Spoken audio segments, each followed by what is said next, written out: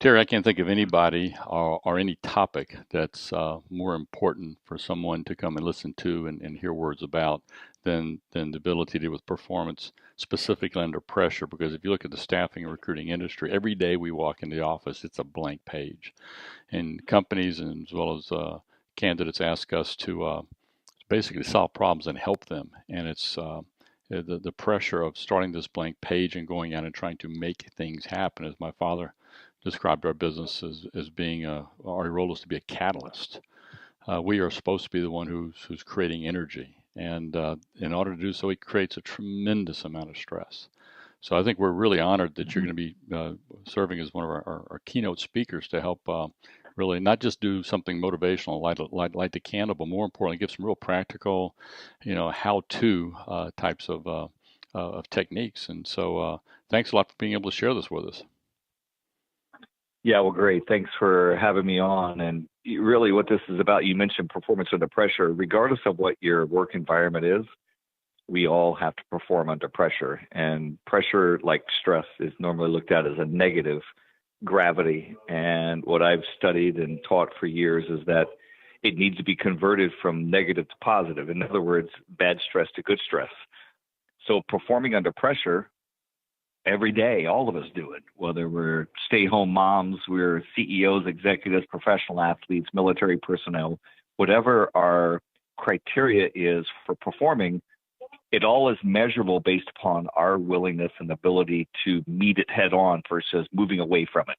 So the key is knowing how to identify what those stressors are, or threats in this case, and be able to convert those threats to challenges versus backing away from it, a lot like athletes do and fighter pilots and astronauts and other people that we work with to train with them while they do it. Yeah, yeah, and I love this thing about converting sort of this negative energy into something that's positive, because Hmm. our days are filled up with dealing with the unexpected.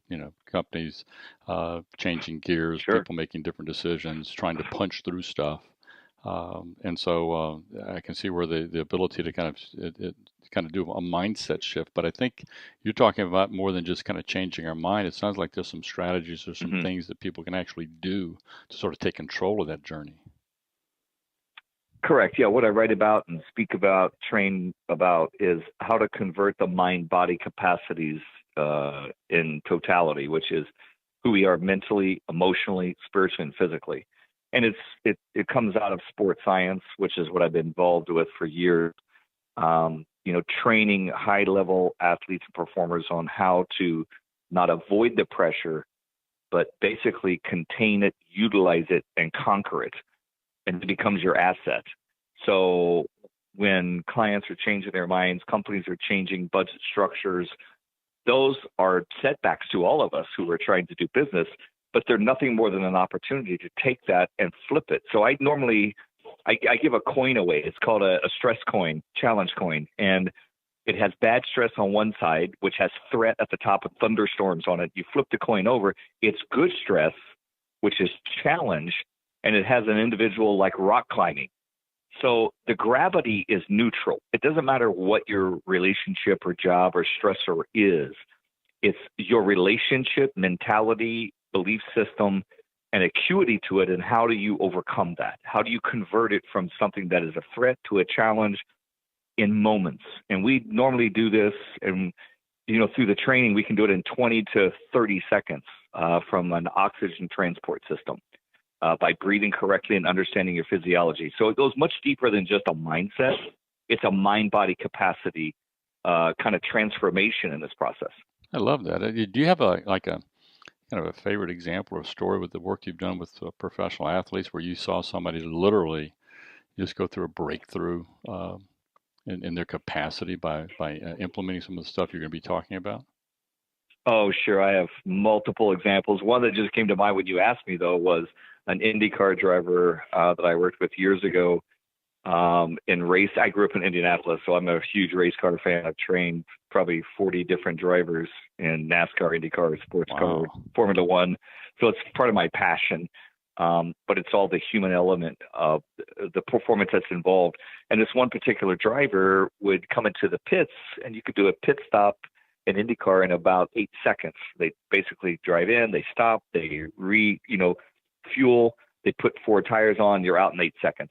This individual periodically would stall the car, meaning the jack would drop down, they engage the clutch again and go. If you stall the car, they don't have an electronic ignition system built in, so they have to literally jump back over the wall, get a starter, start the car back up. So it's a huge problem.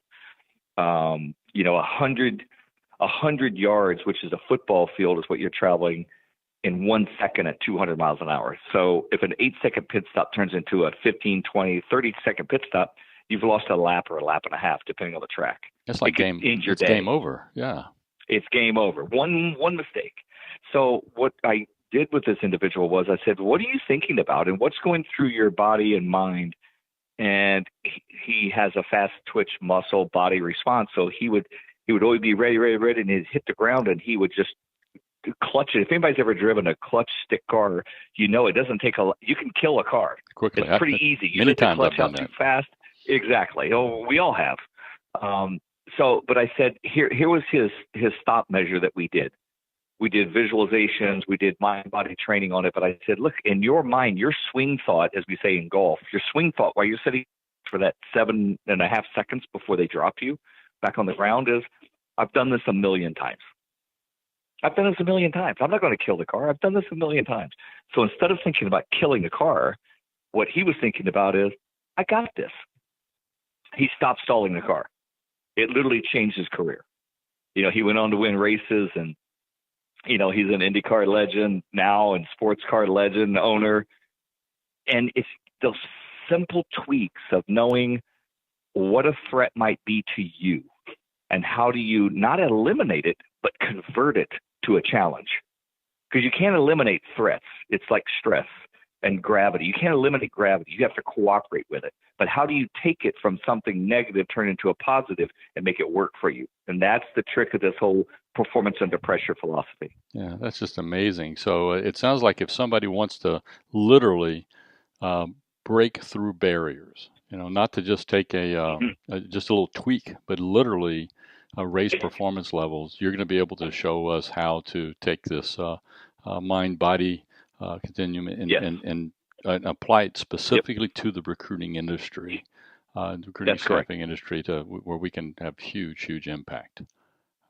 Absolutely. And the common denominator is that we're all people. We interact with, machine technology and technology in itself and virtual versus reality. But at the end of the day, there's always going to be human beings involved.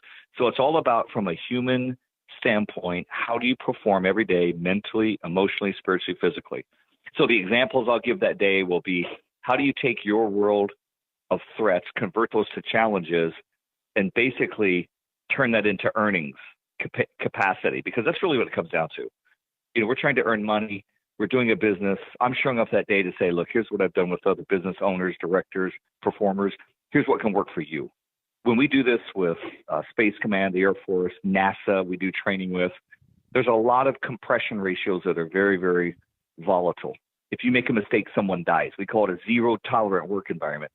In most cases, staffing is probably not that, even though it feels that way and looks that way. Many days. But you can take the same physiological, mental association to that and apply it with the same positive pressure, which we call in engineering preloading. It's kind of like driving a car. You put a teenager in the car, the first thing they're going to do is they drive and then they step on the brake and they almost throw you to the front windshield because they stomp the brake. They don't understand preload, which means you gently apply pressure in one direction to build a responsible reaction. So life is like that. We have to preload. You're not going to get all your sales done the first day. You're not going to make it all at once. But having that understanding that it's me preloading the pressure in one direction to get a desired result and do it in a healthy, conscious way, mind, body capacity, that's the trick. And that's what we'll be sharing that day. And it's fun, it's interactive, and people will laugh, they'll cry literally. And from the stories I tell of life and death and survival of people I've worked with and companies and countries actually with disaster. So it's very interesting, not from a philosophical standpoint, but people will walk out that day with utilizable tools and technologies they can literally learn that day and change that afternoon to start that process. Yeah, and what I'm hearing you say is what is so cool is this is not what I call the traditional motivational keynote rah-rah kind of No. thing. It's something that's got a lot of meat, a lot of substance that can affect whether you are working as a recruiter, as a salesperson, somebody who's actually working in both capacities, working at business desk as an owner manager. And the cool thing about it is what I'm envisioning is that it doesn't just stay in the office. It actually will have an impact in my home life as well, in the way that I approach those challenges and difficulties and the pressures I deal with just living today. Absolutely. Well, and that's the beauty of it is, what we do at work, what we do at home, what we do in our personal, quiet time space is very similar, and it's how those things actuate together. So if I can learn to do that, I had a series years ago I called Pro series, and it was personal, relational, and occupational in that process. So what I do personally, what I do relationally, which is home or at work, and what I do on the process of, occupationally at work. So it's professional, my personal and professional life. I mean, how I treat my spouse and how my spouse treats me differentiates and impacts what I do at work today and vice versa. And how I treat my children, how they treat me impacts that and vice versa. So it's very interesting to realize that what we put out comes back. It's inertia. It's back to that preloading effect. There's gravity involved. And I consider stress as gravity. My last book I wrote was called Good Stress, Living Younger Longer. And the pressure is understanding that stress is not your problem. And that's what we'll be talking about some that day is how do you define stress differently and convert it to something that's good. And I'll leave you with this. Athletes look at stress, but they don't use that word. They use the word competition. And great athletes love competition because they don't use a negative connotation to describe their pressure. They convert it to something positive and fun and healthy and victorious. But that starts with a mindset, but it also starts with an embodiment of training through our mind-body capacities that we approach that without fear, converted to courage, which is 180 degrees the other way, and knowing how to utilize that.